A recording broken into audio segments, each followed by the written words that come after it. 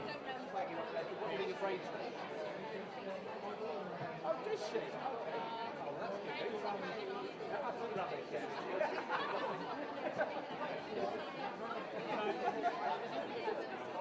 How was your daughter?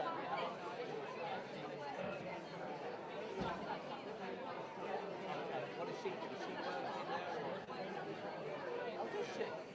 What, in London or? Oh, well, that's the way it works. Has she got a partner or? Really simple. Like a partner? Business to business with our assets. So, primarily, I am married. I have 2 kids. We do. 2 boys. Thomas and Will. Thomas is 7 months. 18. You only got one. Little girl. Stressful. We are just one step shop. Any company. You're always here. So, what your daughter is very intriguing.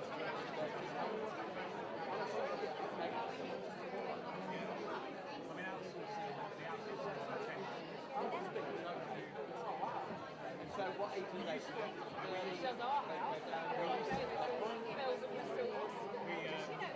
Every decade we have to have a child. And that was really good. It's quite right. Wow. It's quite wow. The 16 interview or you said oh, right. Right. Right. Where's the 16-year-old? Is she stalking us? Oh, Wisby. Do you see what's about now? We do a lot of oh, okay. He's doing okay. What's she middle with your wife? Oh, okay. Welcome to the 2022 version of the Indies, the Bishop Stortford Independent Newspapers Community Business, Sport and, for the first time this year, Arts Award. I'm Paul Winster, I'm the editor of the Stortford Independent. Before the ceremony starts, I know that some of you have been here before and know what the score is, but many more will have a mixture of nervousness and anxiety and maybe even dread, which is excellent. Please don't worry, nothing bad is going to happen, or rather we haven't planned on anything bad, and the only person that needs to make a speech is me. So, something bad has happened already. You may be wondering who the other people on your tables are, unless you're related to them, of course, or work with them. So for the benefit of everyone in the room tonight, and in an effort to break the ice, I'm going to ask for a show of hands. Can you please put your hands up if you're a nominee? Do it silently, that's very good. Put your hands up if you're a guest of a nominee. Put your hands up if you nominated someone and are here. Hooray. Put your hands up if you're here because you're one of our sponsors or you're a guest of a sponsor. Should be the loudest. Put your hands up if you're associated with the Bishop Stortford Independent in any way. Smaller number than last year. And put your hands up if you're the mayor of Bishop Stortford. Still hasn't responded. He's been empty-chaired by us. And finally, put your hands up if you haven't yet put your hands up. Okay. Since the Indie was launched a little over 5 years ago, we continue to be overwhelmed by the support of the community. So we're celebrating that spirit and saying thank you by making our 4th Indies Awards, by staging our 4th Indies Awards. This script is very far away from these glasses. Recognising and rewarding those ordinary people and organisations in the Bishop Stortford, Sawbridgeworth and Stansted area who make extraordinary contributions in the community, sometimes 7 days a week, 52 weeks of the year, or who show courage in their own way. No one nominated tonight does what they do to win awards. They do it, by and large, to help or to give something back. Our nominees range in age from 4 to 90 and have all been nominated through the Indie, so they truly are local awards honouring local people selected by local people. Here's how the evening's going to pan out, in theory. Awards will be presented in 14 categories, that's 2 more than last year. First, we'll invite a representative of the category sponsor to come to the stage, then we'll invite the winner to come up to be presented with their trophy and have their photo taken. If anyone wishes to say a few words while they're presenting or receiving an award, they're welcome to, but we politely request that you keep it brief. Remember, Newsnight is on tonight. In the interests, and also in the interests of our chef, Katrina. Before we kick off with the categories, we would like to say a special thank you to a particular group of people, and that's our sponsors, whose generous support each year makes this event possible. It gives us great satisfaction to welcome 3 new sponsors on board this year. Here's the full lineup. Our headline sponsor, London Stansted Airport, Bishop Stortford BID, Business Improvement District, Bishop Stortford College, a returning sponsor, Daniel Robinson and Sons, who I think have been with us every year, Golf World Stansted, sponsoring the Green Award for the 2nd time, Home Instead, East Herts and Uttlesford, sponsors for the 1st time, Jackson Square, also sponsors for the 1st time, but guests last year, Mullocks, part of Hunters. Have you been here every year, Dan? Thank you. Knockhold Solicitors, been here every year as well. Thank you to Darren. Raiden Solicitors as well for the 2nd time. 3 sets of law firms here. Rotary Club of Bishop Stortford. Stort Chemicals, ever present as well. Maybe they should have had some music, guys. I don't know. And Tees Law. They're the last one. Nobody beginning with U, V, W, X, Y, or Z. 3 sets of law firms. Tonight's a good night to barter with some lawyers in Stortford. Their contribution is crucial to the staging of the event, so please show your appreciation for our award sponsors and supporters.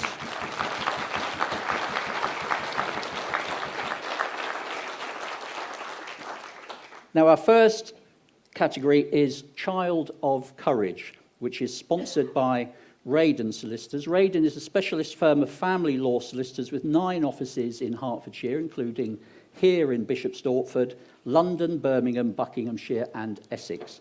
Please welcome to the stage their representative, Abby Westall, who is a partner in the firm.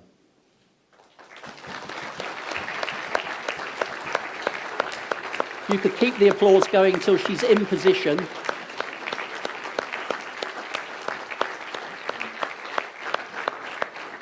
That's lovely. Now, in February, we reported on the story of Stansted couple Paula and Andy Bowie, who launched a £35,000 fundraising appeal called Arthur's Sword in the Stone. It was a reference to the legend of King Arthur seizing his destiny and reflecting their son Arthur's courage and battling spirit. The money is to pay for life-changing surgery and targeted physiotherapy to give little Arthur the chance of being able to walk. Arthur will be 4.5 next week. Here's his story on the video.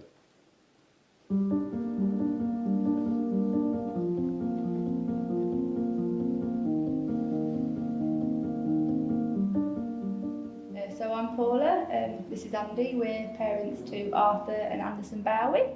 Originally I'm from Glasgow and Paula's from Lincolnshire.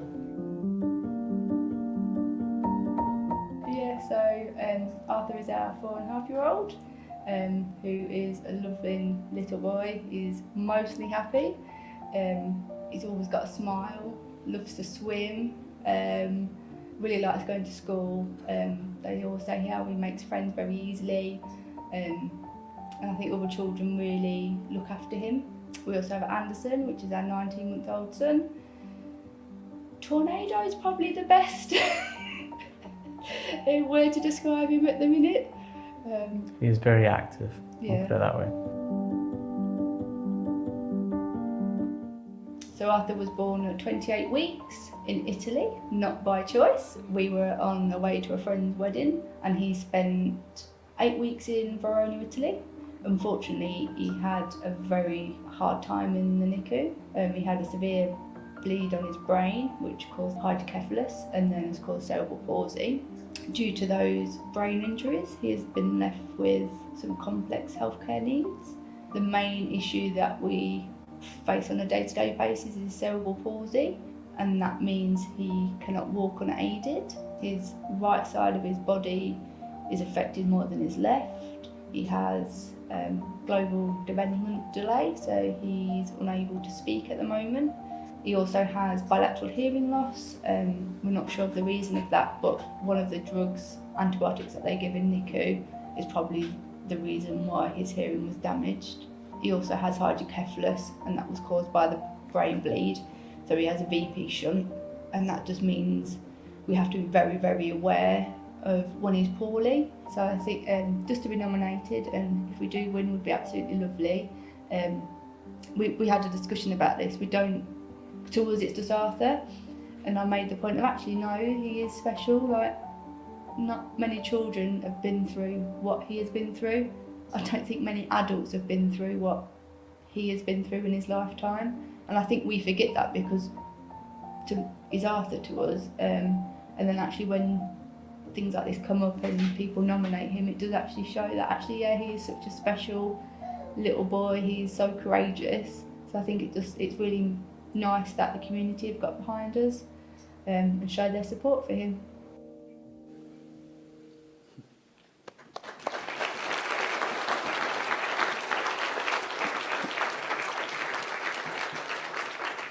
Just to add a little bit, Arthur's mum and dad were actually advised to say their goodbyes by Arthur's bedside in Italy, but he refused to stop fighting.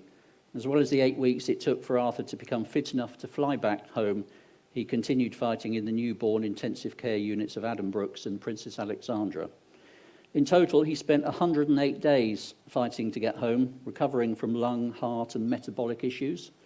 His first year saw a number of brain surgeries and multiple admissions for respiratory illnesses.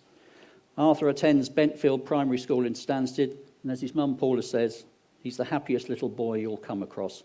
He's exceeded his neurosurgery team's expectations by getting as far as he has, and we're determined to help him go as far as he can. Arthur's in a wheelchair, so I'm going to invite Paula and Andy and Arthur, if you just want to come to the bottom of the steps, and Abby will present you with Arthur's Award for Child of Courage 2022.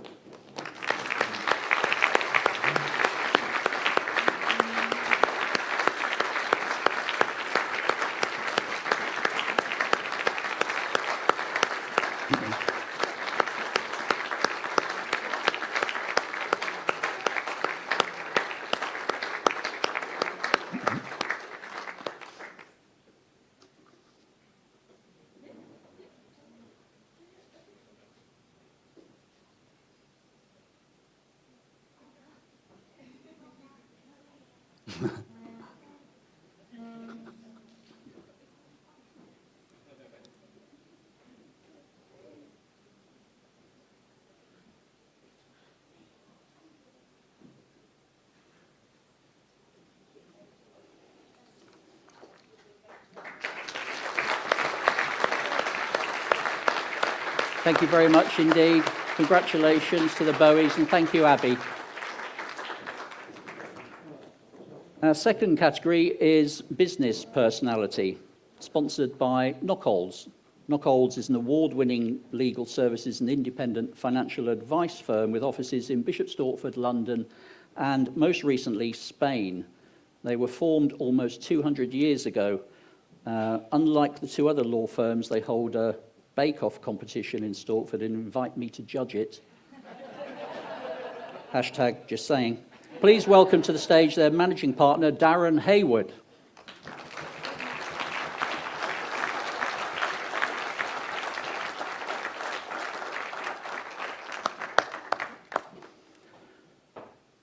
Now, our winner in this category is IT Vet. Here's a video.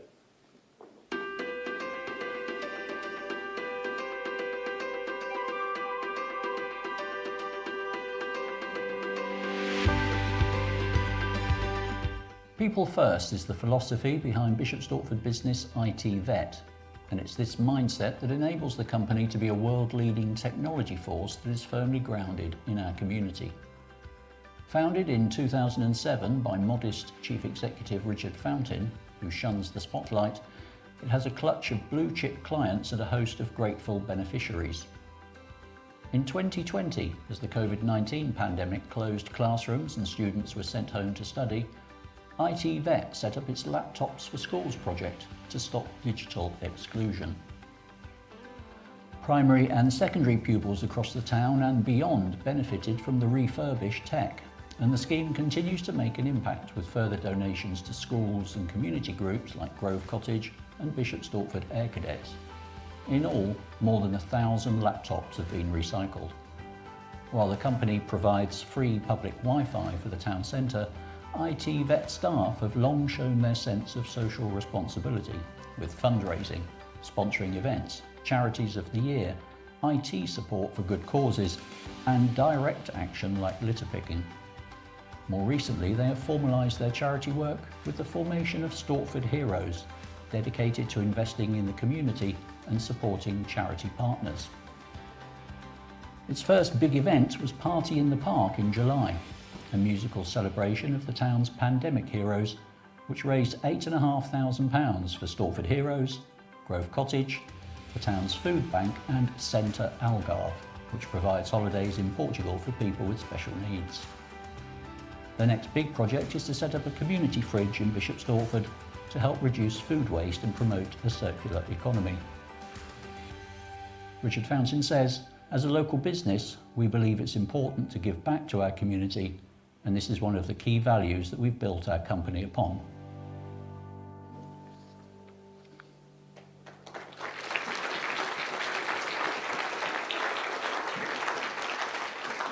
Lovely people, please welcome to the stage to receive the 2022 Indies Business Personality Award, IT Vet's Senior Client Account and Business Development Manager, Paul Browell.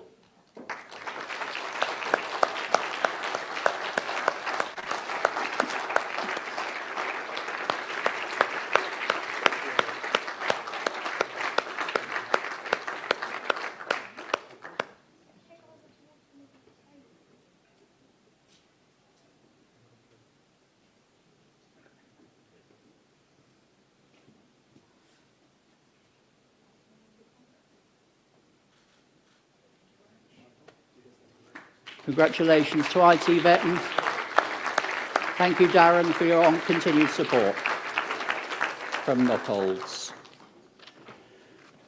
Category number 3 is Unsung Hero, which is sponsored by Stort Chemicals. Stort Chemicals of Duckett's Wharf in South Street is a leading specialty chemical distributor to the coatings and flavour and fragrance industries in the UK and Ireland.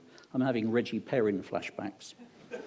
Founded in 1981 by Kendrick and Marguerite Gilks, it's still 100% family owned and managed. Now, unfortunately, Executive Chairman Ken was unable to attend this evening, but his son Richard, who's MD, and daughter Emma Marchant, Director of Flavours and Fragrances, are here. Presenting the award, though, is Richard and Emma's nephew, Matthew Sanderson, Sales Manager, brackets Flavours, close brackets, who is wearing brand new trousers he bought from M&S this afternoon, having spilt the contents of a protein shake over the pair he was originally going to wear tonight. Please do not mention that last sentence. Oh, sorry. Our winners, ladies and gentlemen, are Gordon Morrison and Jim Tatchell for their organisation Helping Hearts. Here's a video.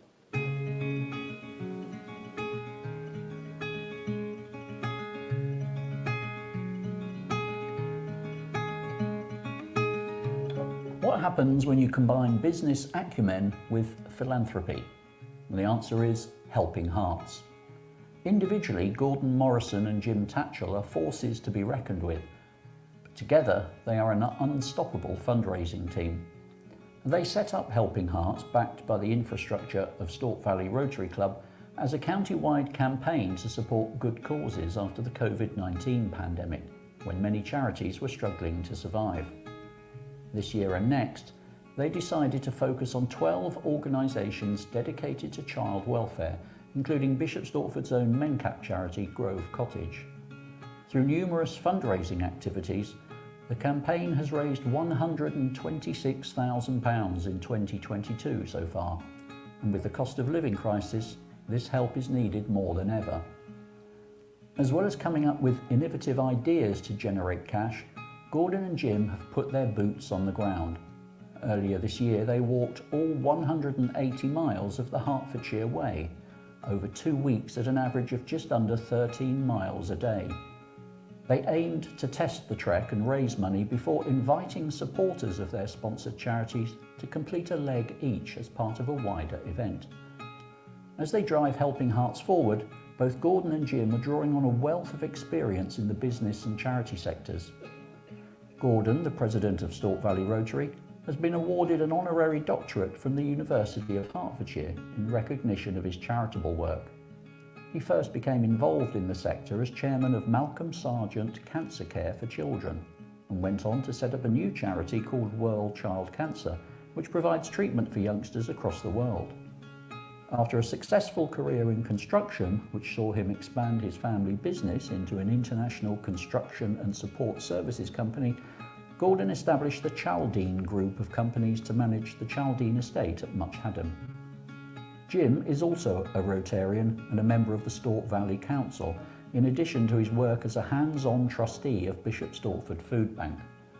He uses his business experience as founder of a clutch of companies, including Circadian FX, to lead ExitX, which stands for the Experienced Individuals Ideas Exchange. Its members work on commercial and philanthropic projects. Jim speaks French, German and Swedish, and before the pandemic was a founder member of English O'Clock, a language-speaking group to welcome people of other nationalities to Bishop Stortford. His public service also includes stints as a school governor. The father of two is currently on the board at Hockrell Anglo-European College and previously served as vice chairman at Thorn Grove Primary School. Matthew Sanderson, if you could, sorry, I should have given you your cue, but you should have been watching the previous categories. Richard, you might have to have a word with him at his appraisal. Again. Round of applause for Matthew, please. He's had a tough day. And ladies and gentlemen, could you give a really big hand to Gordon and Jim of Helping Hearts? You could keep it going because they're coming from the furthest corner.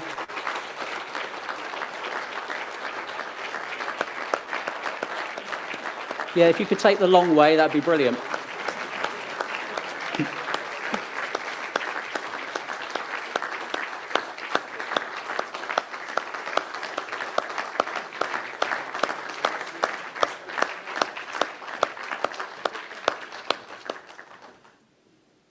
They did the Hertfordshire Way quicker.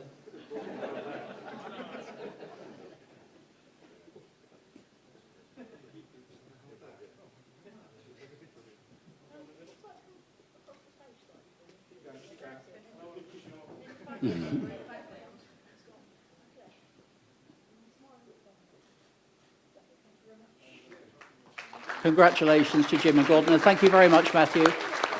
And thanks, Richard, for the support.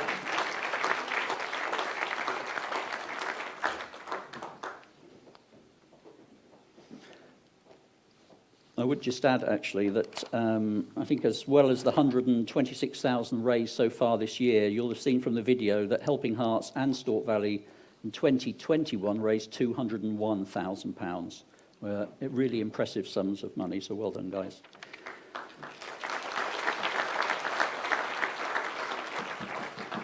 Our fourth category is Charity Champion, which is sponsored by Mullocks. Mullocks, part of Hunters, are sales and lettings agents who've been providing a comprehensive property service in Hertfordshire, Essex, and the Cambridgeshire and Suffolk borders for over 30 years. They have offices in Epping, Saffron Walden, and their head office here in Bishop Stortford. This summer, they helped us secure new offices in the town centre, right behind Dorrington's, which makes them the finest agents in town. To present the award for Charity Champion is Managing Director Daniel Galati. Daniel, if you could come to the stage, please. Thank you very much.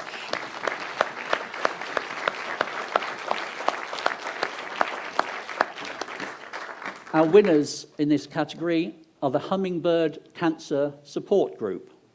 The Hummingbird Cancer Support Group is the go-to place for those either on a cancer journey or supporting someone who is, offering therapeutic treatments that help with the effects of chemo and radiotherapy. But more than that, it offers TLC and understanding. Here's a video.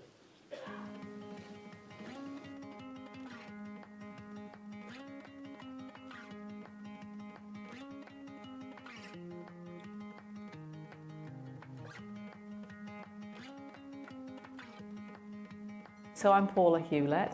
I'm a reflexologist, but I'm also the secretary of the Hummingbird Cancer Support Group. I've been volunteering since 2010, which is crazy. Started just volunteering as a reflexologist, and since 2017-18, been on the committee of the group. We've just become a registered charity, which we're super excited about. The main, I think, benefit to that most people understand is gift aid. So every pound we get donated, we get 25p back, but there's lots and lots of other advantages. So we're able to apply for grants and so on. We meet at the Southmill Arts Centre once a fortnight at the moment, on a Monday. So the way that the group works is I kind of describe it as coffee, chat and coffee, and then you can have a treatment. So people can chat to people from the group, or they can chat to other people who are visiting. And that's quite a nice way of realising, you know, you're not the only person with cancer. The scariest bit is coming along for the first time. And what people like the most, I think, is that they meet other people who are going through the same thing as them. So if we were to win, it would really just be a culmination of really a lot of hard work, especially since COVID. We had kind of 2 years where it was very hit and miss. We were on Zoom, quite tricky to do that on Zoom, but we managed. We had people demonstrating different techniques and sort of relaxation techniques. We would do like a little meditation session at the beginning, and what we found was, of course, that was very, very important to those people, because a lot of them were having to shield. It was a real kind of focus point for people's mental health, I suppose, and we realised that we were a lot more than just a sort of hands-on therapy group, and how much people valued that. So that was fabulous. I have no idea who nominated us, but very grateful to whoever it may be. So it would be great to win this award, because we'd be able to reach a lot more people, and that's kind of one of our aims, to try and reach more people in the community so we can help more people.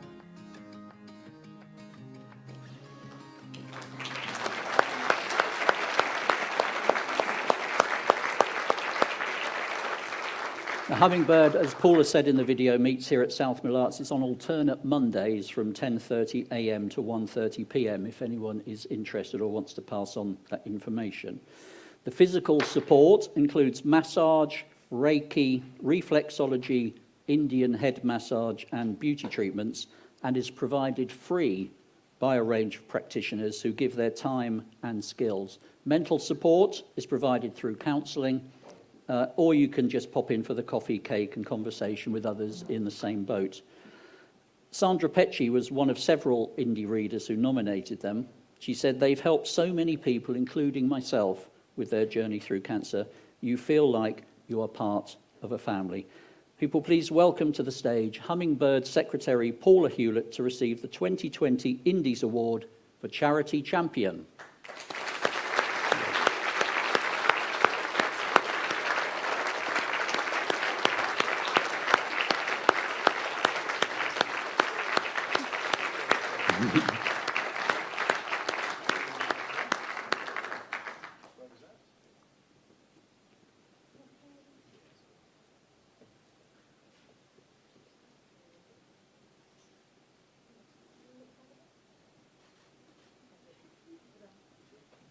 Congratulations to Paula and Hummingbird, and thank you very much, Daniel, and for the continued support of Mullets. We're just going to go through 4 more categories, then we'll take a pause at about 8 o'clock and we'll serve the 2-course dinner. You can take comfort breaks, etc. Our next category is sports personality. This is the only category tonight where we've made a special award. Our sports personality category is sponsored by Tees, which provides legal services and independent wealth management advice from its 6 offices in Bishop Stortford, Cambridge, Chelmsford, Brentwood, Saffron Walden and Royston. They are a 300-strong firm, turning over £26 million and knocking on the door of the UK's top 100 law firms. Please welcome to the stage their Group Managing Director, Ashton Hunt.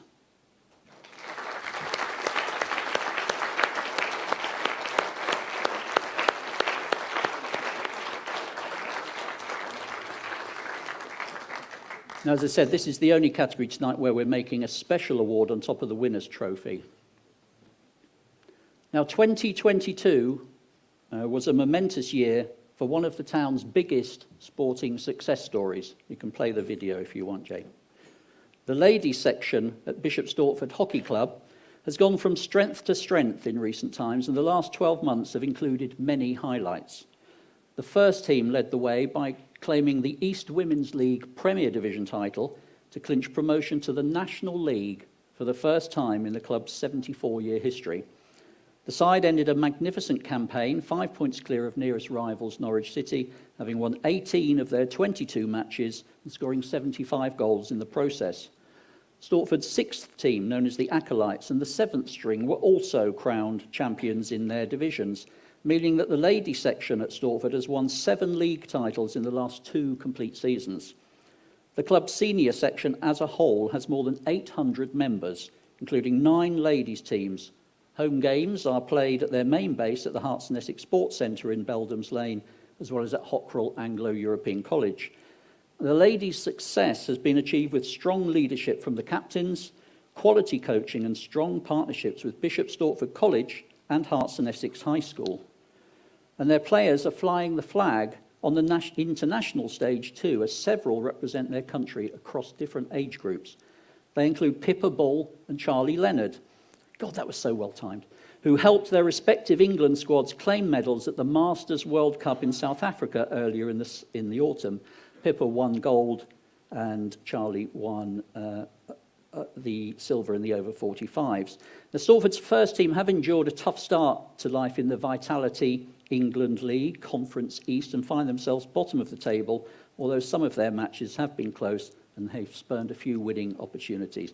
But the future looks incredibly bright for Bishop Stortford Hockey Club as it encourages more and more girls and women to be part of a thriving, successful club with family-friendly values at its heart. Ladies and gentlemen, can I please welcome to the stage first team captain Katie Richards and the ladies section captain Richard Temple to receive a special award.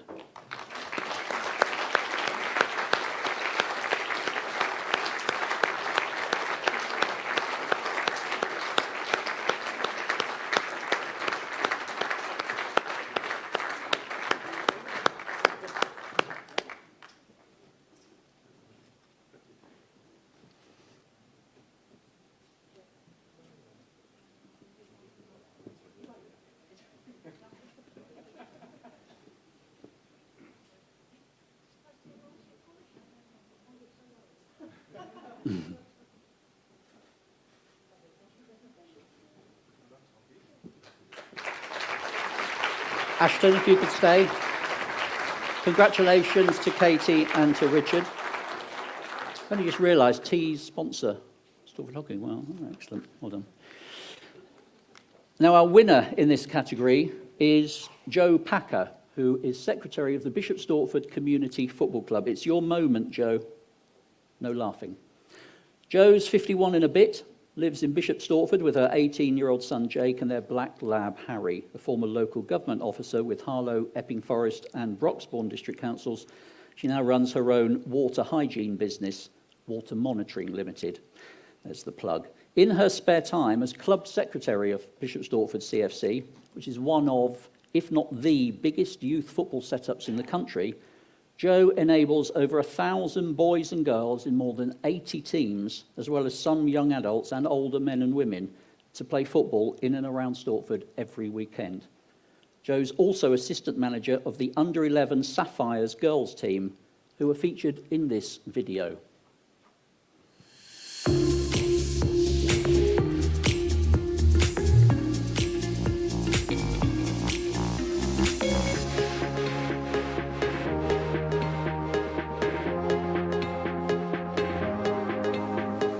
My name's Joanne Packer.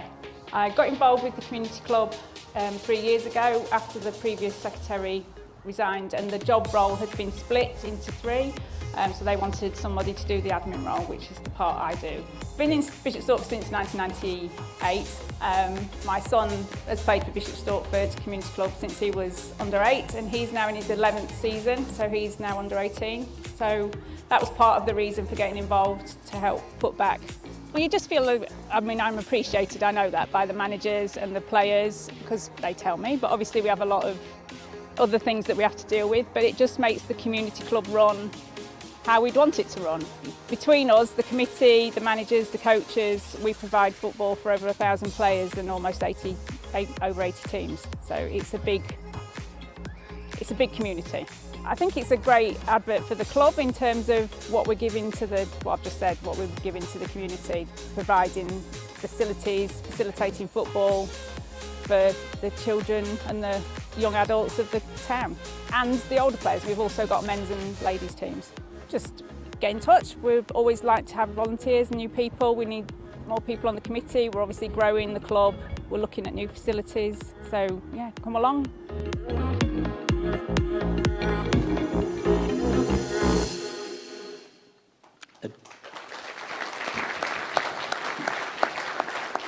Jo was nominated by club chairman Grant Hegley, who said Jo works tirelessly and without reward on behalf of the club's 1,000 plus playing members.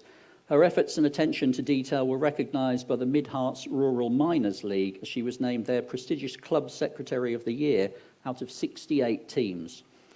In addition to her secretarial duties, Jo's heavily involved in shaping the girls section of the club and is in the process of earning her FA Level 1 coaching badge.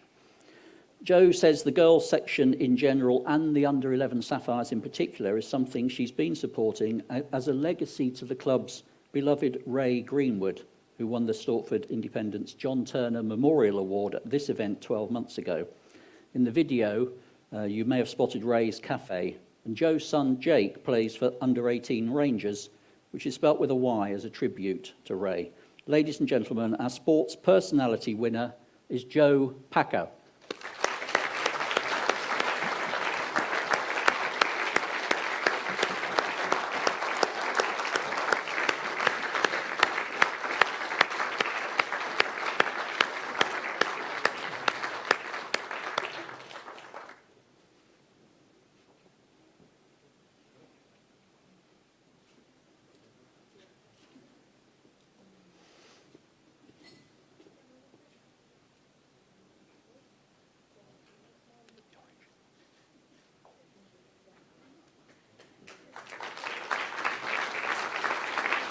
Thank you very much indeed, Jo. And Ashton, thank you for T's continued support. Category number 6 is Carer of the Year, sponsored by Home Instead, East Herts and Uttlesford. The East Herts and Uttlesford franchise of Home Instead, established in 2008, provides high-quality at-home care to the local community. Its office is at Allen House in Sawbridgeworth. Ladies and gentlemen, please welcome to the stage to present the award for Carer of the Year, its owner and director, David Bassett.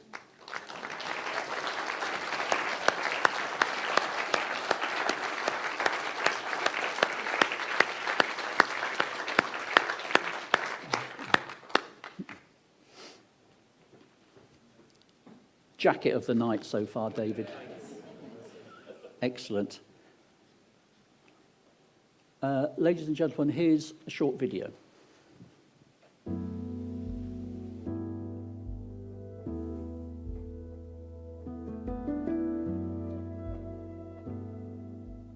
My whole life changed overnight from the moment of Mum's diagnosis. All of a sudden, I was thrown into this role of carer for Mum instead of just being her son.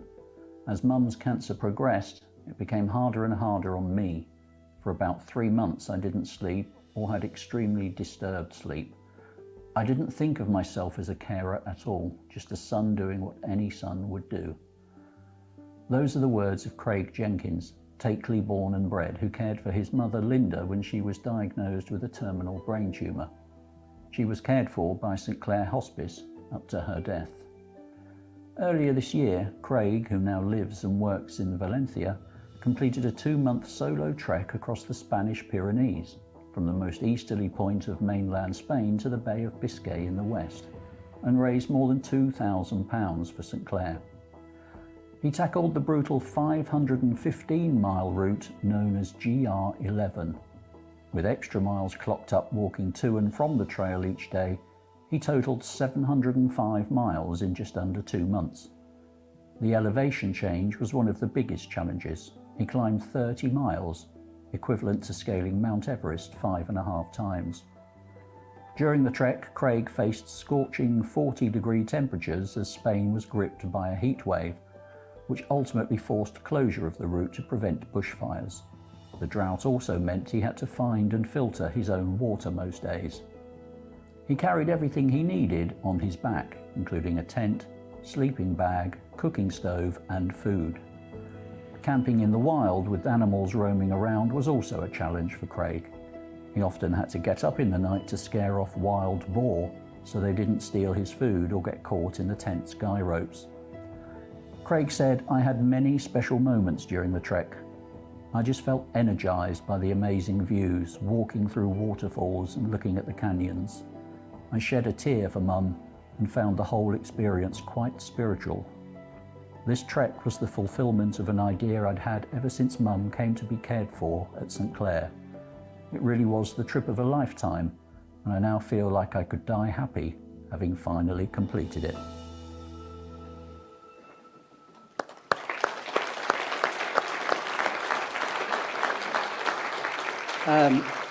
Unfortunately, not in time for the video, but trying to get hold of Craig for the last week or so, and finally managed to speak to him today. He gave up his business in Valencia as a sales and lettings agent to come back home to care for his mum, and was back here for a year altogether before and after her death, sorting out her affairs. And he said it affected him so much that he's changed careers. So he's now back in Spain. He's trained for 2 years as a reflexologist and done another 2 years as training to be a practitioner in Hatha yoga. So he was really struck by the anxiety and the stress that he felt dealing with it, and was very keen to sort of pass on, for me to pass on a message tonight to everybody to look after your own health.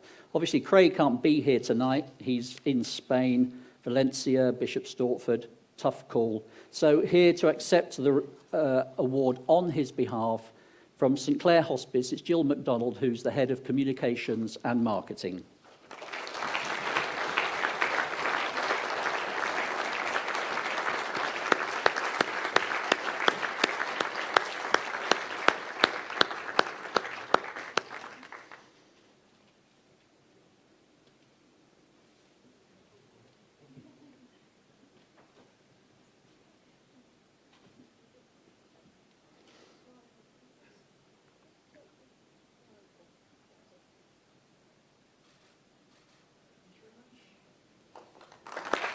Well done, guys. Thank you very much.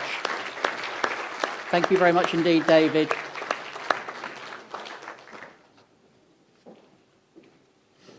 Jill may well be taking those flowers into the Hospice Day unit tomorrow. Category number 7 is customer service, which is sponsored by the Bishop Stortford BID, which stands for the Business Improvement District.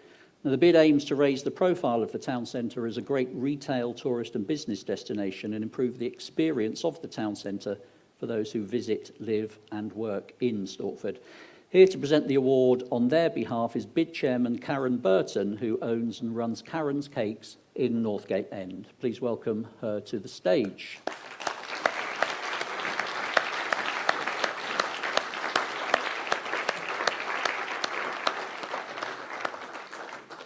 Now, our winner is Unique, the hair salon and barbers in Bridge Street, which is very much a family affair, owned and run by husband and wife Michaela, who prefers to be called Michael, and Anna Pelosi, the salon's colour specialist and hair consultant, respectively. And they employ their 28-year-old son, Mattia, who is in charge of the barber section, and 18-year-old daughter, Maria Strella, a newly qualified stylist. It opened in March 2018, 11 years after Michael and Anna who was born in the UK, relocated to this country from Italy, where for 20 years they ran a highly regarded salon near Sorrento. Anna worked on Miss Italy contestants for 10 years and also in movies, TV and fashion shows. Here's a video of Unique.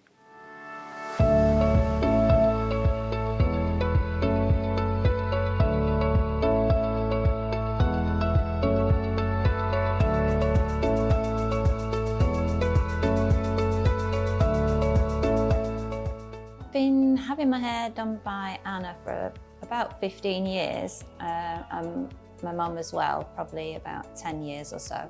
And since she's developed Alzheimer's, they just go above and beyond really with her. The whole family, all of the staff, whenever she comes in, they all greet her, they all give her an arm to help her get to wherever she needs to go. She always has a great experience when she's in here. They just look after her really, really well. And in COVID as well, when we were able to come back to hairdressers, they were extremely careful and cautious about hygiene and making sure all their clients are so well looked after. I think they're exceptional.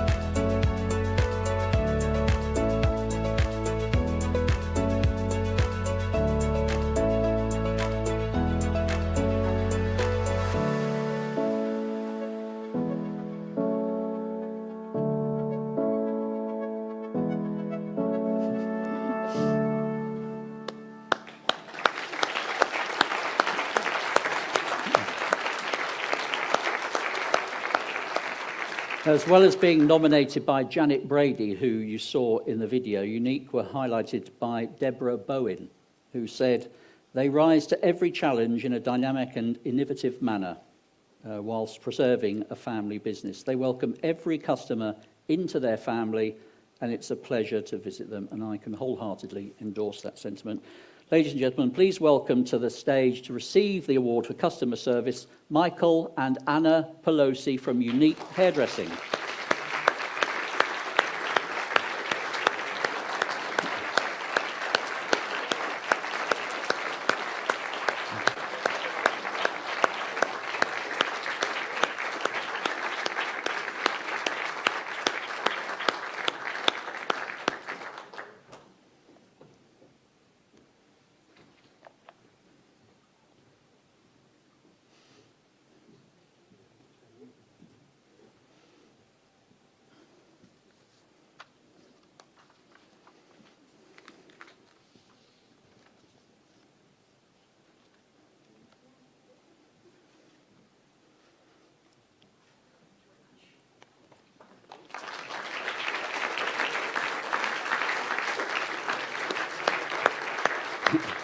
Congratulations to Mr. and Mrs. Pelosi, and thank you very much, Karen, for presenting the award on behalf of the Stortford bid. Thank you very much for your continued sponsorship. We'll make this the last category before the interval for the meal. This is Outstanding Achievement, sponsored by Daniel Robinson and Sons, which was first established in 1892 in Stansted, when Daniel Robinson bought a building company where he began to make coffins and to arrange funerals. In 1912, he bought another in Stortford, where he also arranged funerals and supplied memorials. They now have branches in Sawbridgeworth, Harlow, Epping, Great Dunmow, Braintree, Old Harlow, Halstead, Loughton and Waltham Abbey. The business is owned mainly by the third generation of the family founder, and Gary Neal is the managing director and is based at the head office in Stortford. And I invite Gary to come to the stage.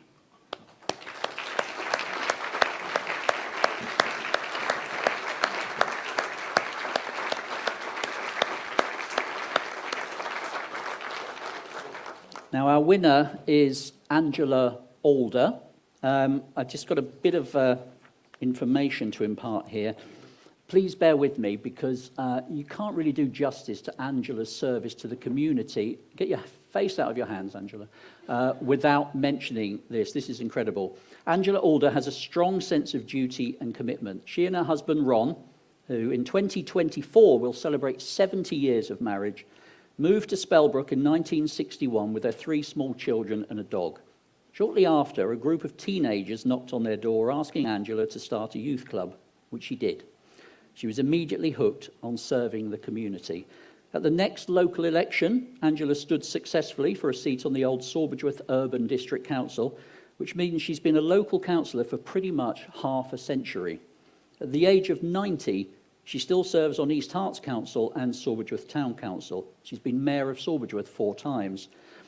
Her first big initiative for the old Urban District Council was to persuade her fellow members to start a summer play scheme. They said no, so Angela said she'd run it herself.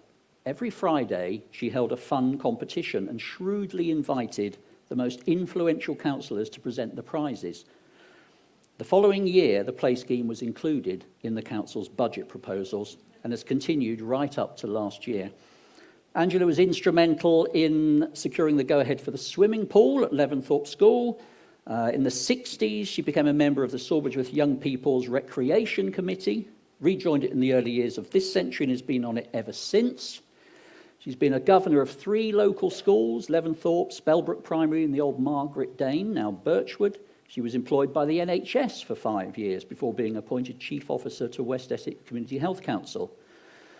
She chaired the patients group for the Church Street practice in Stortford for 10 years. She has a strong affection for Age Concern Hertfordshire, generally. She was chair of Age Concern Hertfordshire for 9 years. On finishing that term of office, she became a trustee of Age Concern Stortford and subsequently chair for 12 years, served for over 30 years altogether. She recently resigned as chairman after driving an emergency £75,000 fundraising appeal, which not only reached its target in 10 days, but went on to raise £150,000. While her children were growing up, she served on PTAs, Scout and Guide supporter committees. She cooked Meals on Wheels on her own once a week for 3 years. She has a strong Christian faith, which has helped her overcome many adversities. She was a member of the Parochial Church Council for 30 years, church warden as well. Angela has a long association with the Haley Centre, the day centre in Sawbridgeworth, as a trustee and as chairman for 15 years. In fact, in the time since I started this category, she's applied to join the Board of Trustees here at South Mill Arts. She's ousted DT as the Bishop's Stortford Hockey Club ladies section captain and made plans to walk the Hertfordshire way whilst giving her darling Ronnie a piggyback. Ladies and gentlemen, can I just play you this video?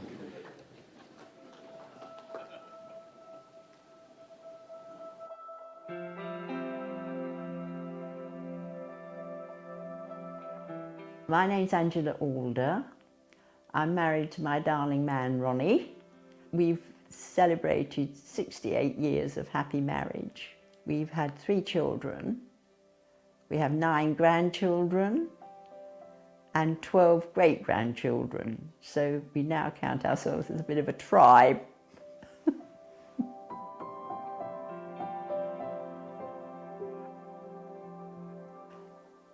In a way, it's quite difficult to explain. It's just something I feel within myself that I want to help the community, help people to have fulfilled lives, enjoy life as well, to see the positives in everything rather than all the negatives, because sadly people tend to look at the negatives. And I am very fortunate in that I have a really darling man who's very supportive. So I know that I do have a really huge plus there. But it's a feeling of wanting to give to the community. I know from being a child how much I longed for somebody to really care for me, because I was evacuated. I had some very bad experiences, and I longed for somebody to care. I think there's enormous pleasure in being able to help somebody. If you can help somebody with a problem and they've made their lives easier for them, I feel it's a little bonus that you have, and you think, well, I was able to help there, and that's really what motivates me to help other people and go for inclusiveness in what I do.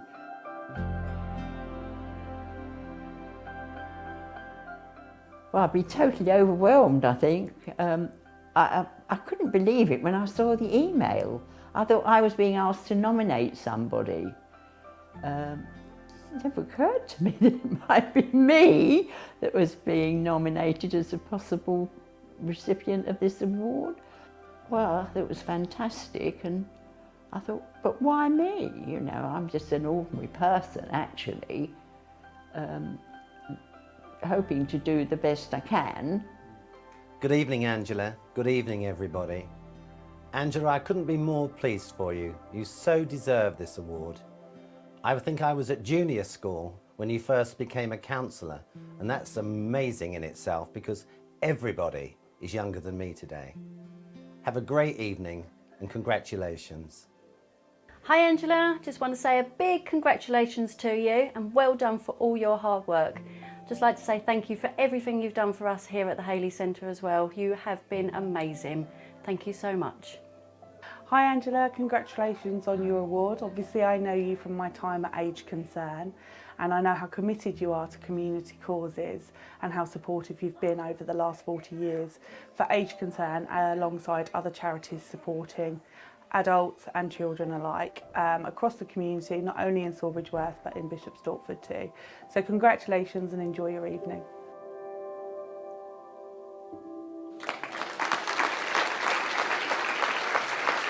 So tell me, James, is this straight? Because Angela Alder is always banging on at me that I haven't got it right.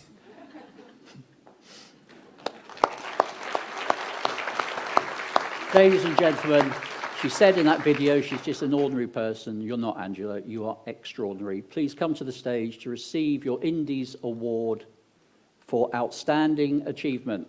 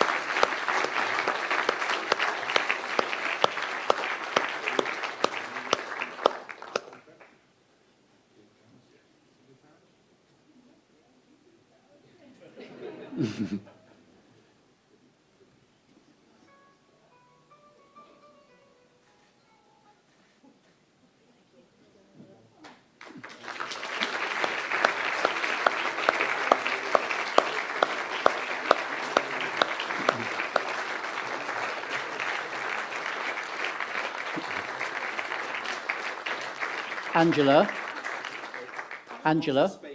She wants to speak. Oh, do you want to speak? Can I can give you a microphone. Oh, hang on. Yeah. Do you want to hopefully use that? If that's...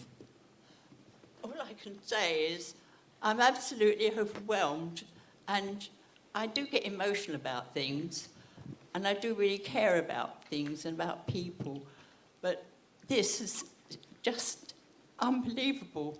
I just thank everybody who has supported me through the years, and particularly my darling man who's sitting down there, but I can't say I'm ever going to give him a piggyback.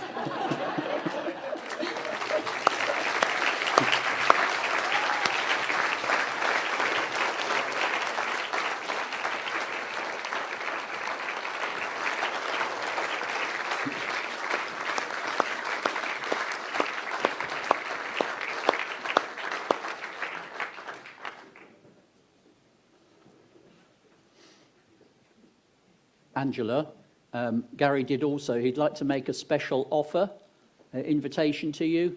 Forget the fact that he's a funeral director just for a moment. But he's going to take you and your darling Ronnie on a champagne, a trip, chauffeur-driven limousine to the Savoy Hotel for a champagne afternoon tea. Just when you'd stop crying as well.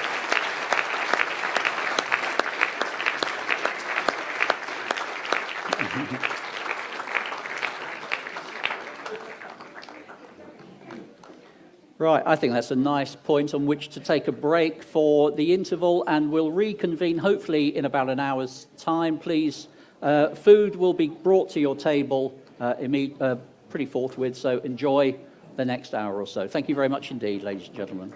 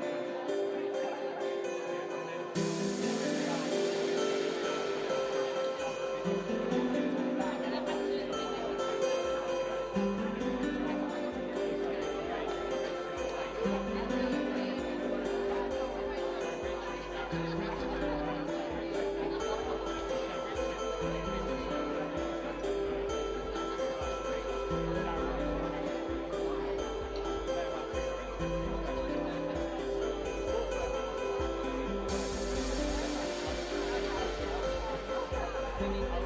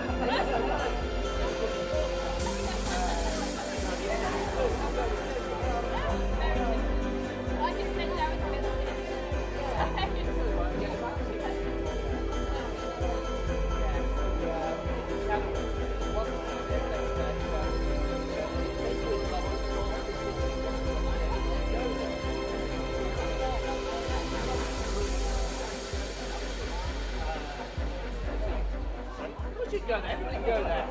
Should we be both you can sing it. So you go there and the flex is kind of like have a dinner there and just make it best. It's very talented kids that can play anything.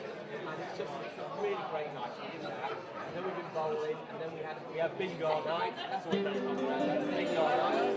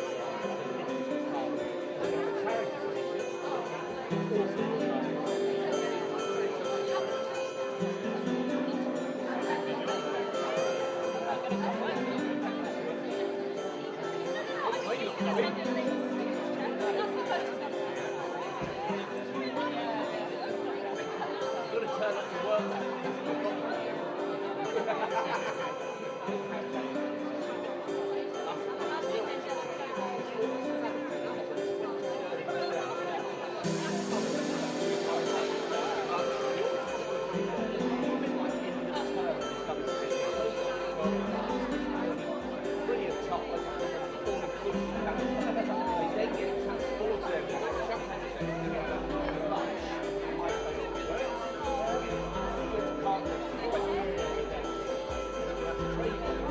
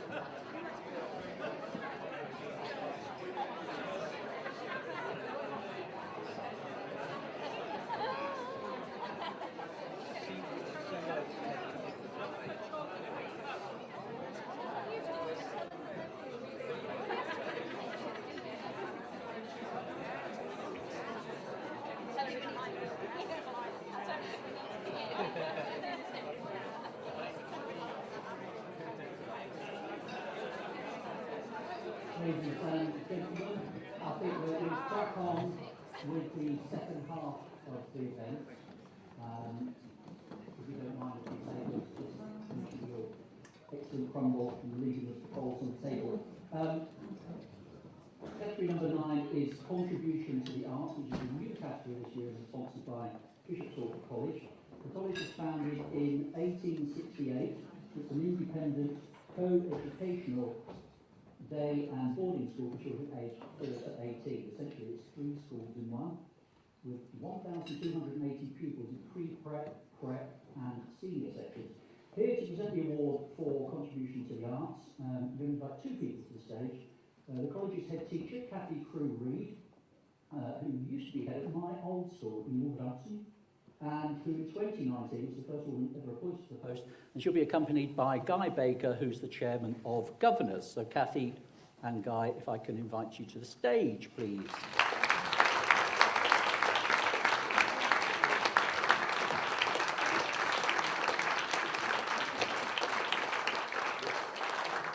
Now, in your own time. Always wanted to say that to a head teacher. Dear audience, our winner is a man who's much more used to being up there than he is up here. When he was a 13-year-old schoolboy in Berkhamsted, Will Jameson didn't fancy being a munchkin in the school production of The Wiz, and when he spotted the sound desk at the back of the hall, he found his yellow brick road out of that particular dilemma.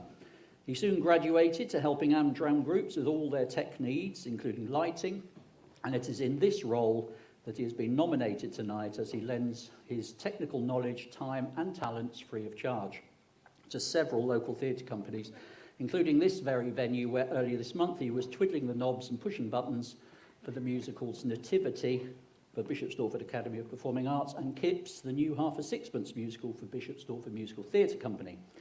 In 2017, Will made his acting debut in a Much Haddam drama group production of The Lady Killers, and last year he was Sir Toby Belch in Water Lane Theatre Company's outdoor performance of Twelfth Night here in Stortford, and he'll be a shoe-in for anyone looking to stage a Harry Potter show. Hagrid. Will's most bizarre request for a sound effect? That's easy. He said 500 speaking weighing machines singing the Hallelujah chorus. And as for any memorable mishaps, well, he did accidentally machine gun someone dead instead of killing them by the methods specified in the script. Unfortunately, the actor waiting in the wings hadn't heard and ran on in the aftermath of the rapid gunfire and exclaimed, "He's been electrocuted!" Now 30, Will lives in Stansted with his newlywed wife Becky, so it's a second outing this year for his suit and their gerbil Fizz. By day, he works as a freelance aerospace engineer, working on vintage aircraft dating back to the Second World War and planes of varying sizes up to small airliners. Tonight, he's flying high. There couldn't be a more worthy winner. I'm just going to play you this video.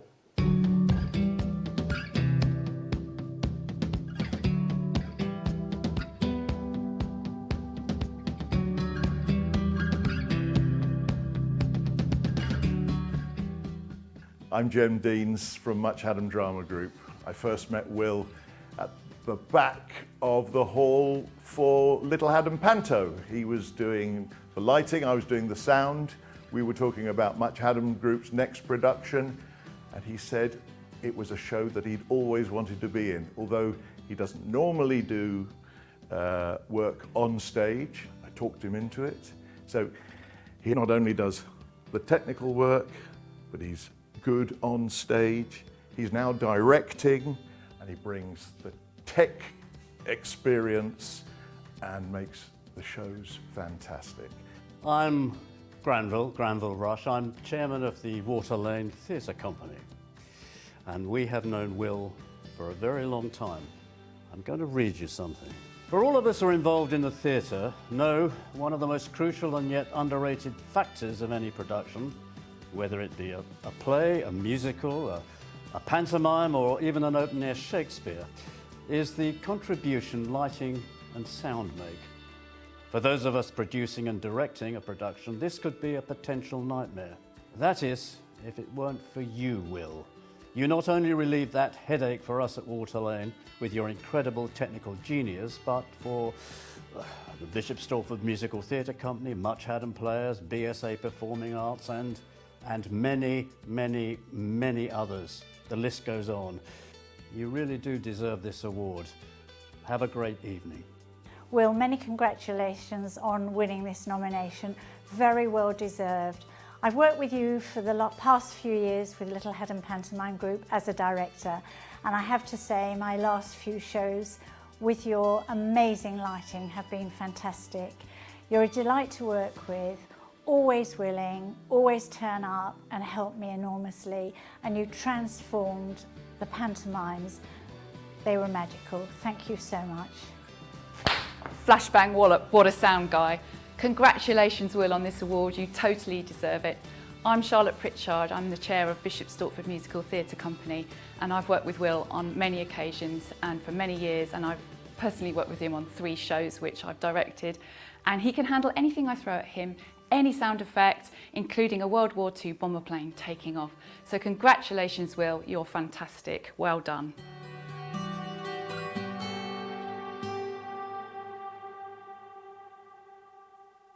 Ladies and gentlemen,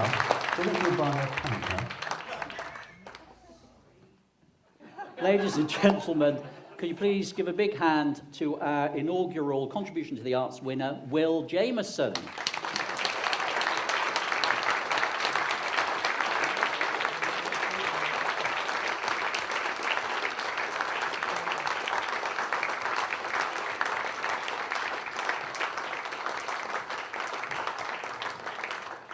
Normally if I'm on this stage, something's gone horribly wrong.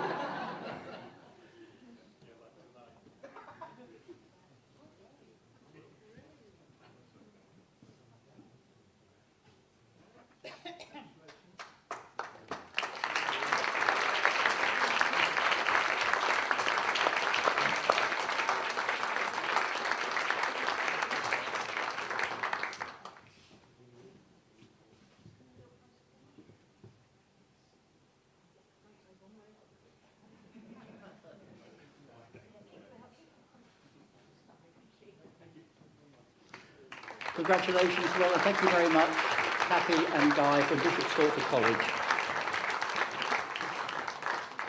Our 10th category is the Green Award, which is sponsored by Golf World Stansted. Golf World Stansted is a family-friendly leisure venue comprising a 9-hole course, a 3-hole beginner course, a 2-storey floodlit top tracer driving range, a 1066-themed adventure golf course, and a foot golf course. Ladies and gentlemen, can I please give a big hand to their general manager and Leanne Farrow. Can I invite you to the stage to present the award?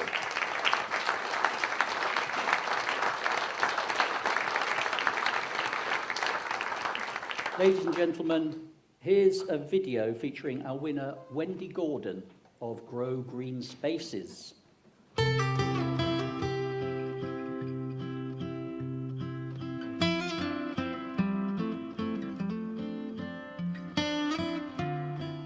Last November, at the time of COP26, the 2021 United Nations Climate Change Conference held in Glasgow, a weekend event took place in Bishop Stortford.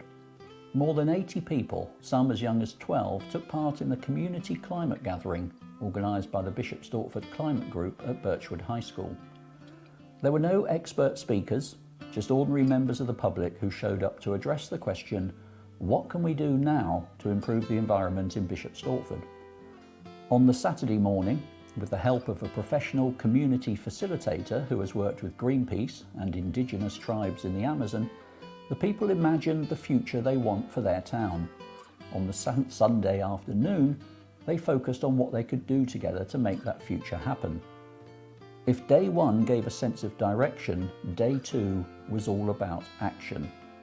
All the actions that people wanted to see were gradually refined down to a list of 11 priority projects identified by the whole group.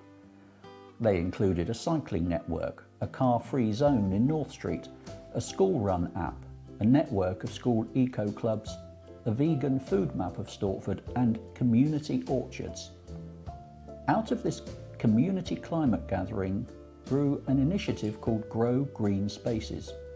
Inspired by the incredible edibles movement and led by the indefatigable Wendy Gordon, this project aims to grow food and flowers in unloved spaces in Stortford to increase biodiversity in the town, making it a greener and better place to live. Above all, it's about building community, encouraging people to come together, to work, share, learn, and to get to know each other through gardening. The first stop for the group is the towpath in the town centre behind the Nuffield Gym. Working with the Canal and River Trust, they aim to increase biodiversity along the banks of the Stort and make it a more pleasant area for walkers and residents. April the 30th saw the first working party made up of volunteers giving up a couple of hours of their time to start clearing the area. The plan is to work back to the bridge on Station Road and eventually plant some interesting native species. This project is of increasing importance given the growing number of households in Stortford without access to a garden of their own. As one resident said at that first Saturday session, "Thank you for doing this. This is our garden." Grow Green Spaces gives people a chance to get their hands dirty, to feel a sense of ownership in our shared green spaces and to meet their neighbours. It's a reminder, in a busy world, of what our community can be. Since then, the group has been running monthly Sunday lunchtime work sessions, joining forces with last year's Indies Green Award winner Simon Baker of Save Our Stort, who run monthly litter picks along the river. On Sunday, it was a hive of activity on the worksite thanks to all the volunteers who turned up. Fueled by homemade mince pies and spiced apple buns, Wendy and her team planted the first sections of mixed native hedging: rowan, hazel, dog rose, crabapple, elder and blackthorn, all free from the Woodland Trust. And they sowed some wildflower seeds provided by the Town Council. They also continued to clear the area in preparation for more planting. If you'd like to join their next meeting, the date is Sunday, January the 15th from 11:30 a.m. to 1:30 p.m. See you in 2023.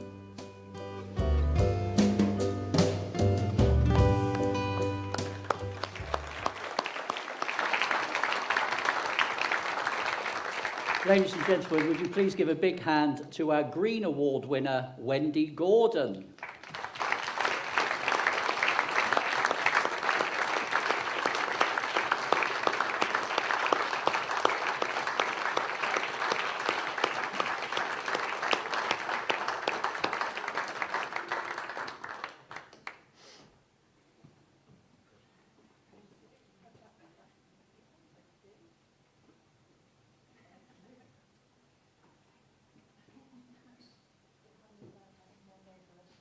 If you'd like to face the audience and people want to, David's having a shot.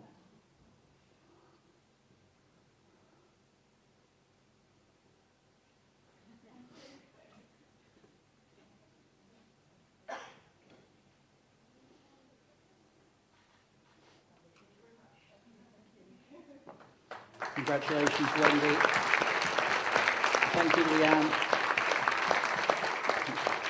Just to say, some of the stills in that video featured Wendy in a green t-shirt. She also runs her own business called Wellbeing Gardening, working with 6 primary schools in Stortford and Spellbrook and Birchanger, sort of promoting growth of learning through growing food. Our next category is that of Community Champion, which is sponsored by London Stansted Airport. You may have heard of Stansted Airport. Do you still want me to run through this? Okay. London Stansted is part of Manchester Airports Group. It's the 4th busiest airport in the UK. Serves over, with 28 million passengers in 2019. Serves over 160 destinations across Europe, Asia and Africa. It's the largest single-site employer in the region, with 12,000 people working there in total for around 200 businesses. Our winner of the Community Champion category is Shell Pepiat, and here's a video.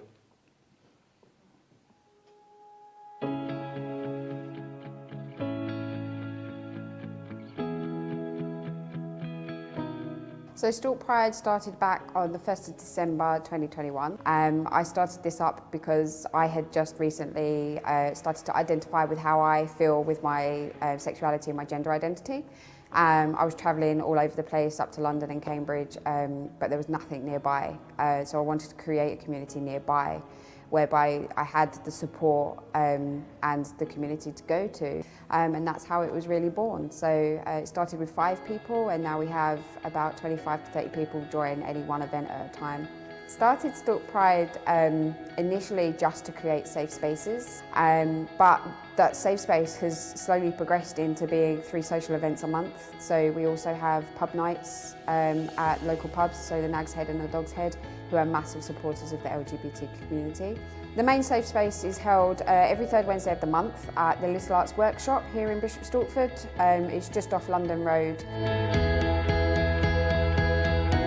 So aside from doing Stalk Pride, I also study paramedic science, and then I also work alongside Anthony Nolan. Anthony Nolan are a blood cancer and blood disorder charity that help to get stem cell transplants for those that have untreatable blood cancer and blood disorders.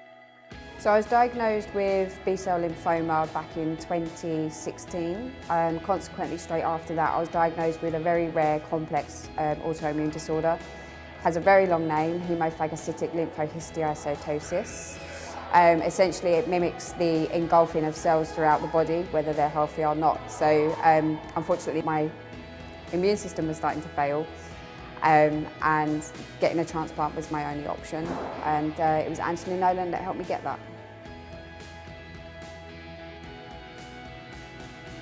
It's a massive, massive achievement, one that I never really envisioned. So the fact that we're even being recognised with a nomination really says that you know, the LGBT community are worthy of the recognition for existing. And I accept this nomination as a reward for the community themselves, because it takes a lot to come out of their little nest and start integrating into community. So this is as much for them as it is for Stalk Pride.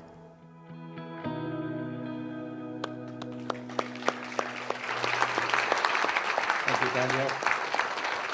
Ladies and gentlemen, would you please give a big hand for our community champion winner, Shell Pepiat.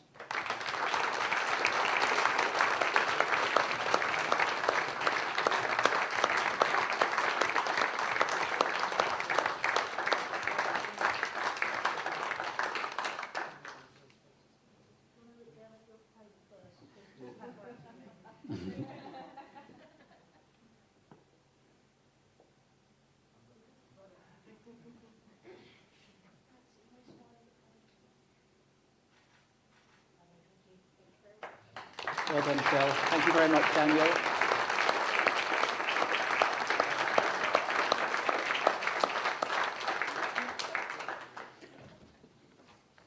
Twelfth category, only 2 more after this, is the John Turner Memorial Award, which we bestow upon somebody. It's named in honour of John Turner, who was a general all-round dog's body at Bishop Stortford Football Club. When we had our inaugural Indies in 2018, John died just a few weeks beforehand, and we decided to create this category in his memory.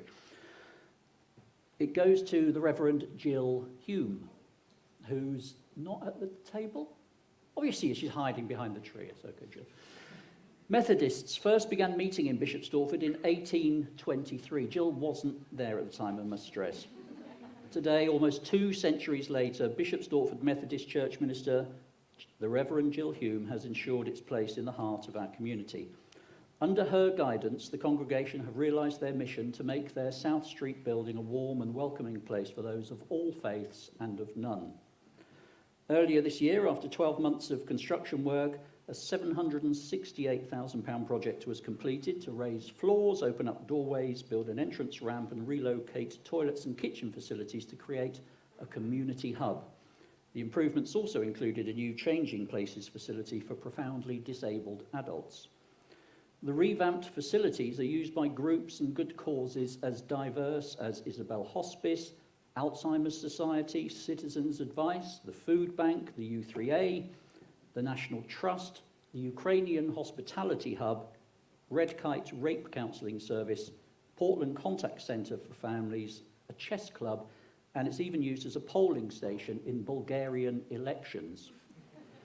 That's true. The aim was simple. Teas and coffees will be available on a donation basis, making this an affordable refuge for people needing a break. It will be a place where nursing mothers are welcome, where friends can meet up, or where people can find friendship over one of the activities on offer. When it came to fundraising, Reverend Jill led from the front, propelled by prayer and pedal power. In her own words, she opened my big mouth and volunteered myself for a sponsored bike ride. She chose the Via Beata, a new pilgrim route running across the widest part of mainland Britain. It took her 458 miles coast to coast from Lowestoft in Suffolk to St David's on the most westerly tip of Wales. She did it in about a week.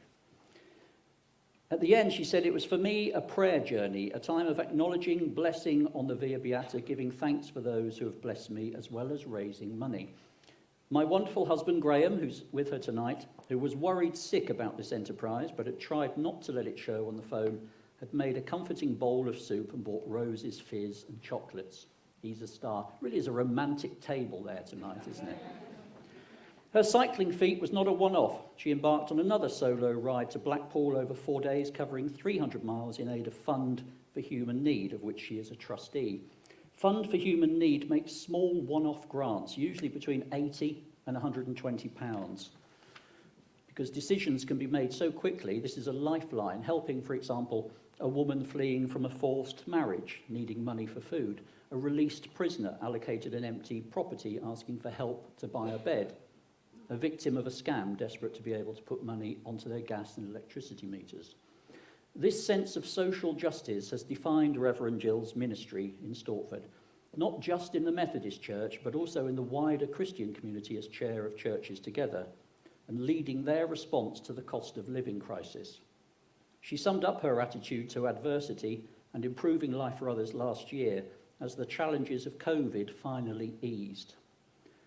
Just because we've always done something in a particular way doesn't mean we should always continue.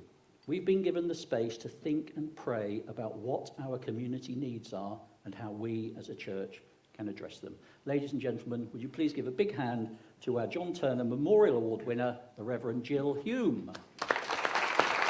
And sorry, could I invite Ricky Allen, the Chief Revenue Officer of Iliff Media, publisher of the Indie, to make the presentation.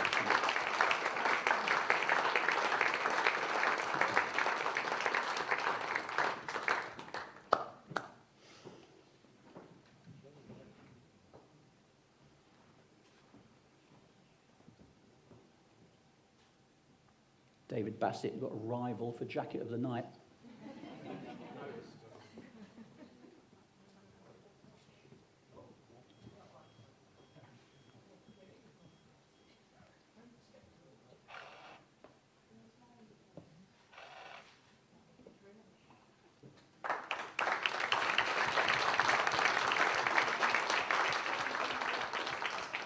Pardon?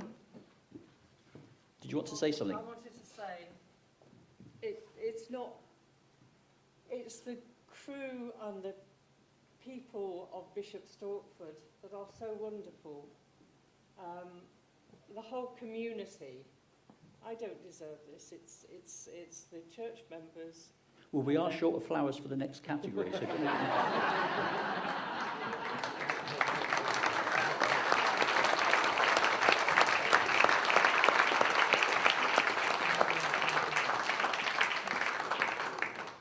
we'll just disagree on this one, Jill. We think you do deserve it. Penultimate category is that of Young Carer, which is sponsored by the Rotary Club of Bishop Stortford. And if I could invite Jane Mitchell, who's the president, to come to the stage to make the presentation, please. Thank you, Jane.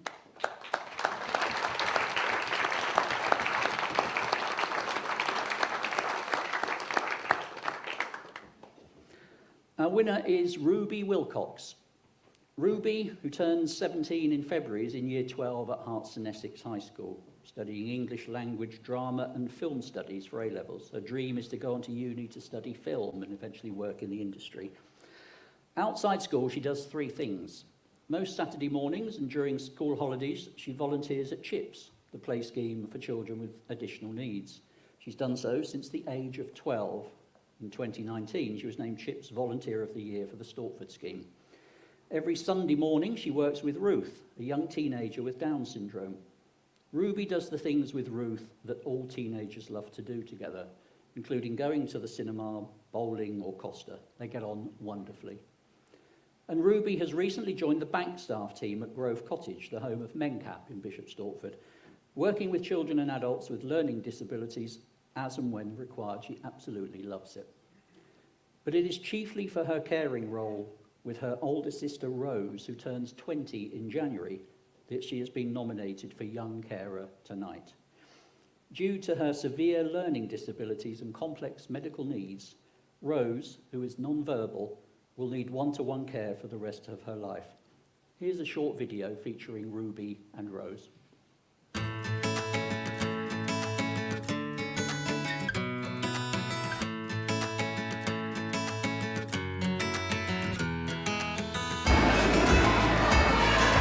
To me, that's a strike! My name is Ruby Wilcox, and my older sister Rose is 19 and she's got severe learning disabilities, and I'm her young carer.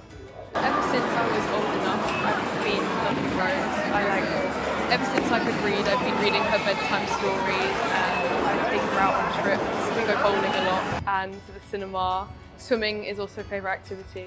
And then just any help needed at home, like getting ready for bed, and if my mum and dad are out, then I'll like babysit for the night and things like that, making meals, yeah.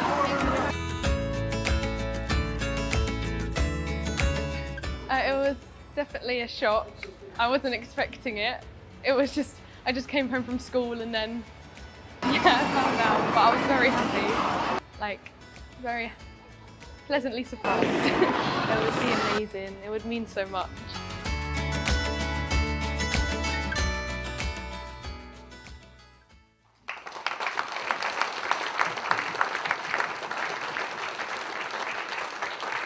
Now, in the Wilcox household on Thorley Park, Mum and Dad, Esme and Dave, call Ruby the big little sister.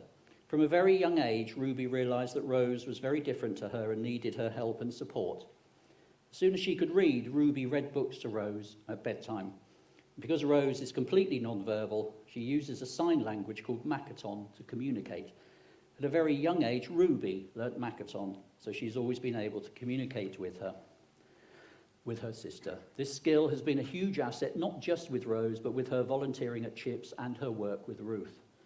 Nothing's ever too much trouble for Ruby. Rose's current passion is hammer beads. She will sign an animal and Ruby will sit for hours and make that animal out of hammer beads. The same goes with drawing on balloons. Ruby does everything for Rose that Esme and Dave do. Absolutely nothing phases her. She knows exactly what Rose likes to do, to eat, to drink. If Esme and Dave go out, she will always step in and look after Rose for them.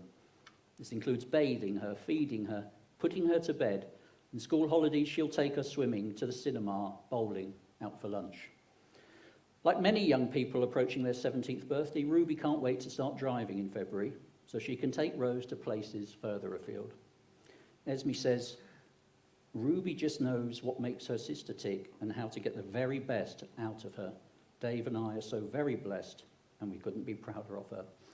Ladies and gentlemen, our Young Carer winner is Ruby Wilcox.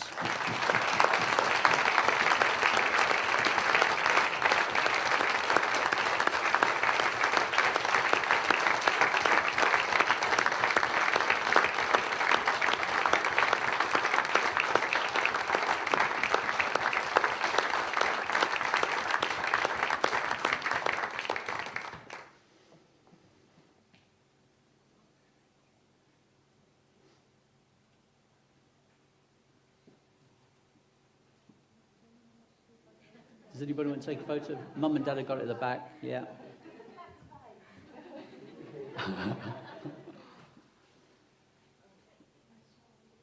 You won't have seen, audience, but Ruby spent that video with her head buried in Esme's shoulder. Ruby, just before you go, sorry, there's a couple of extra things. Did you want to do the speech? Oh, no. Okay. If you... we know Ruby had to forego a school trip to see The Life of Pi in the West End tonight because she wanted to be here. So we're going to arrange for you to go with your favourite parent, whichever one you want to take. We'll We'll also arrange for you both to be chauffeur-driven to the theatre door, and they can bring you back. Also, when we told you, because you want to start driving lessons, I mentioned it to a guy called Peter Webb, who runs the Excel Driving School. And I know you've had a lesson at their driving school, the Young Driver Centre in Harlow. He's donated 5 sessions there, and he's also offered you 10 hours of proper on-the-road lessons. There's a package worth £650. So we hope it's worth your while.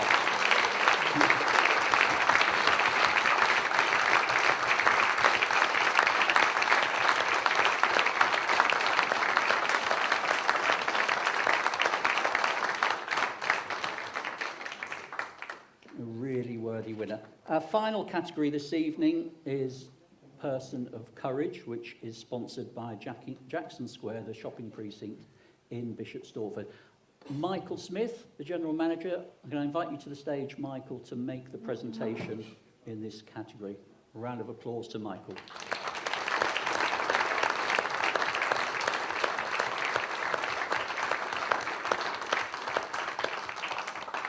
Now, our winner in this is, you okay, Hayley? Yeah. Cool. Is Hayley Linsky. Now, alongside raising a family of 6 children and building up a childcare business over the last 20 years, Hayley Linsky has had an on-off battle with cancer. Here's her story.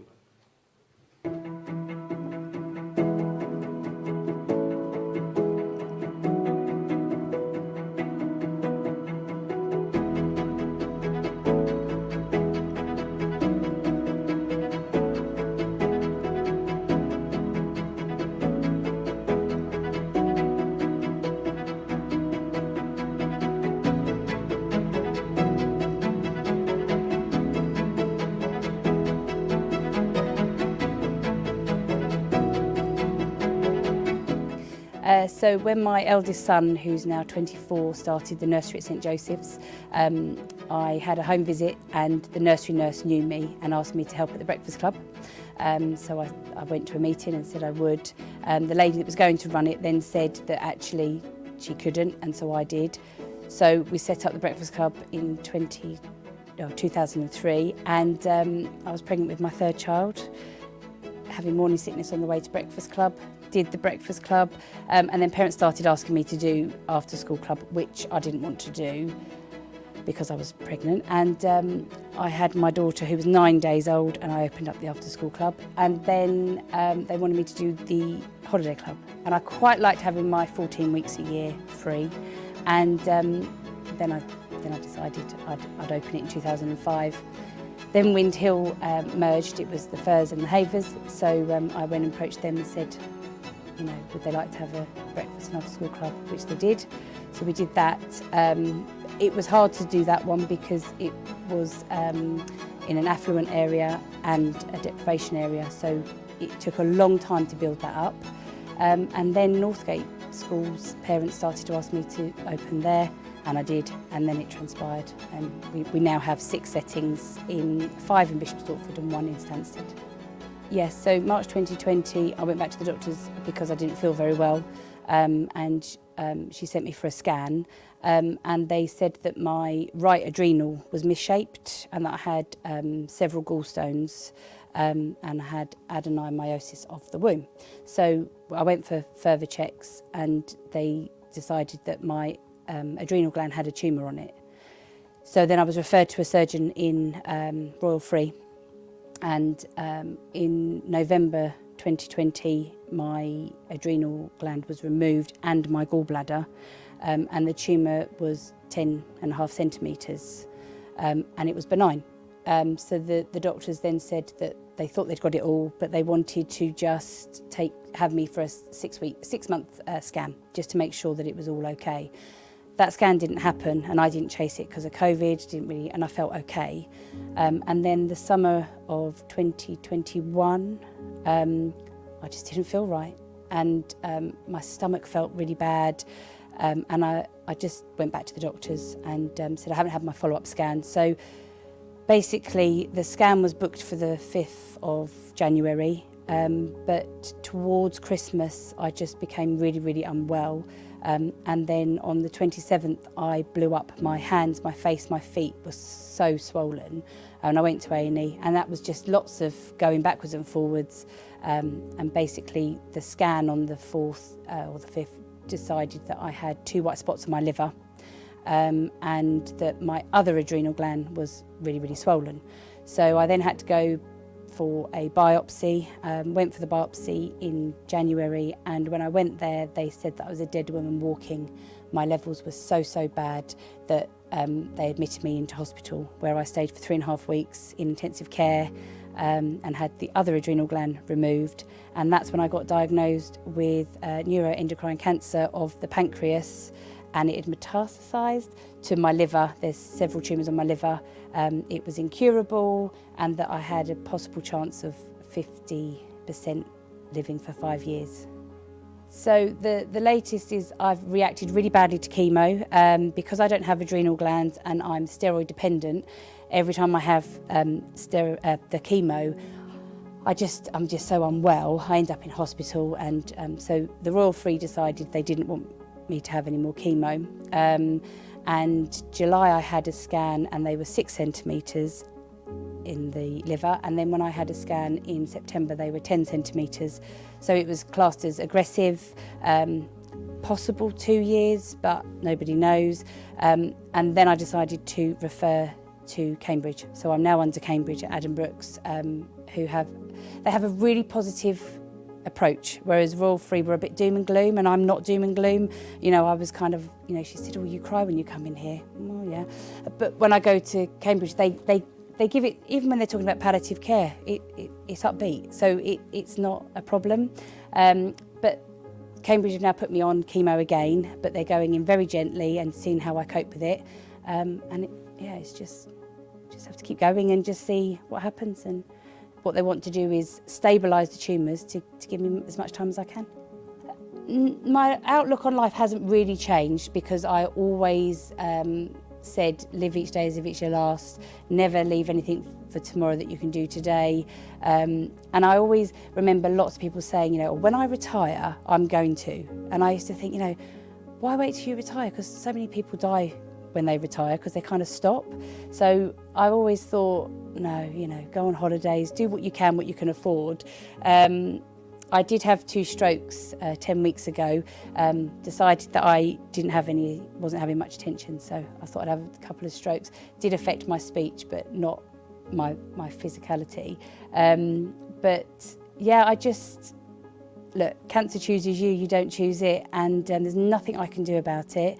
I think there's probably been a couple of days that I've cried, and all that does is give me puffy eyes, a headache, and it doesn't change the outcome, and it's such a waste of emotion. I love laughing, I love annoying people, and yeah, I love having fun. So that's what I'm going to do.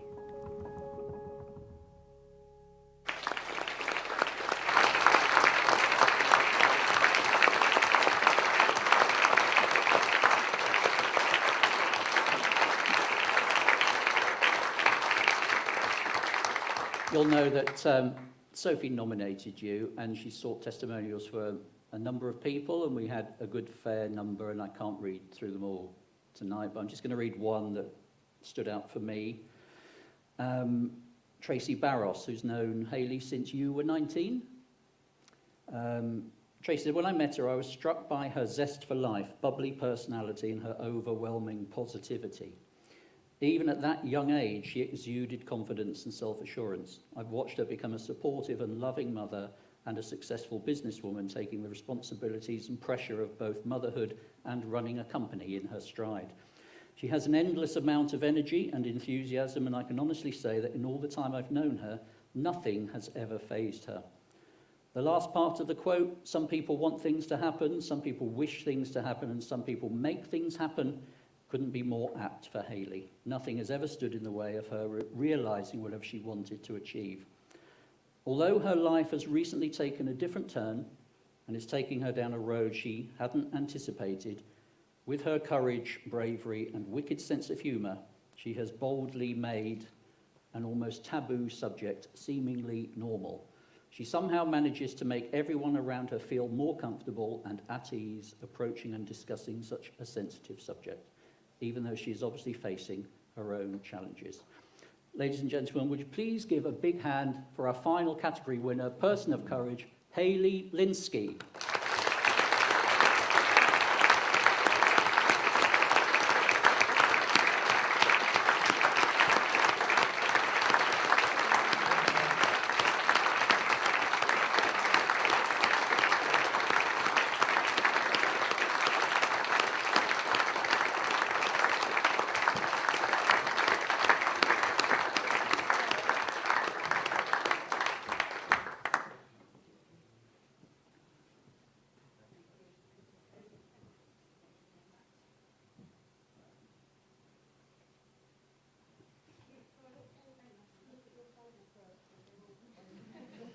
Your entourage awaits, Hayley.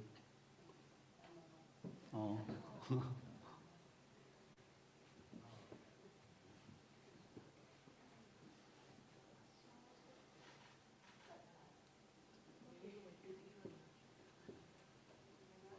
Congratulations to Hayley. Thank you, Michael.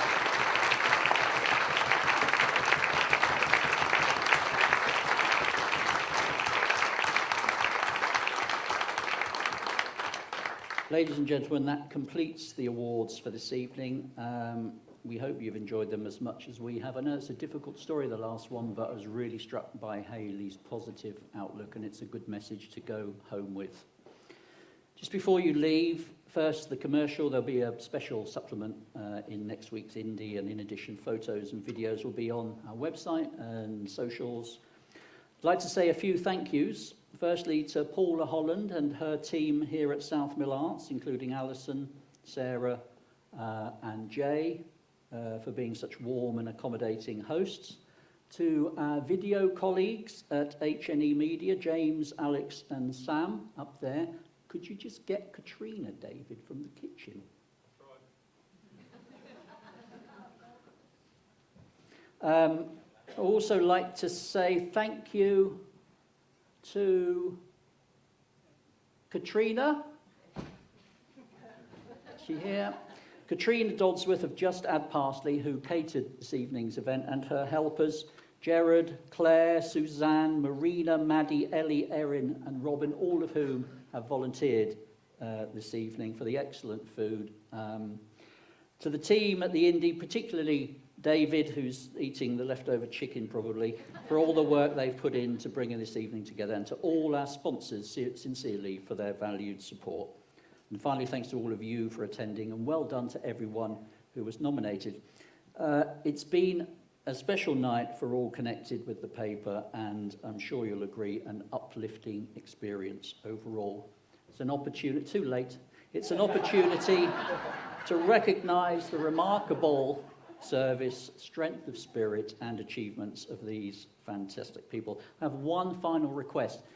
If you've been up on this stage and received a trophy or a certificate, could I invite you all to come back up, because we'd like to get a group photo of all of our winners. So if everyone, all the winners could come to the stage, that would be fantastic. Thank you very much. You've got flowers there.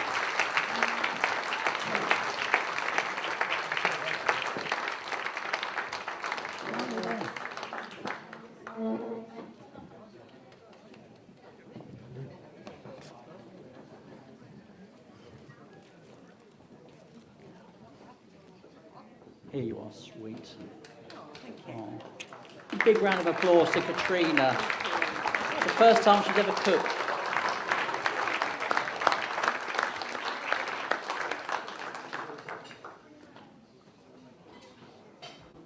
That's it. Paula, and is everyone hot for this table? Oh yeah, if you could bring your trophies with you, that'd be brilliant. Thank you very much.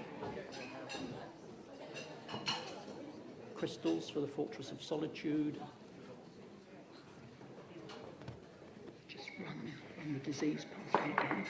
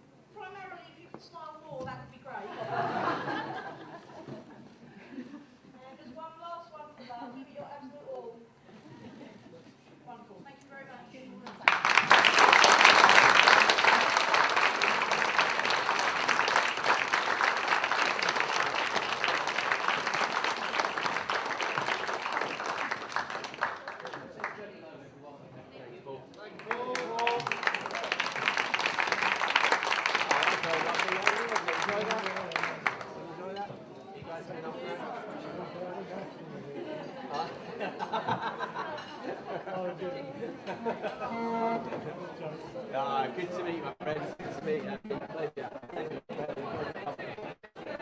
Thank you. Yeah, global, mate. Global. We've gone big. So we've gone big. Yeah. Exactly, mate. Yeah. Absolutely. Are you doing all right? Good. Oh, major congratulations on 25 years and all that kind of life.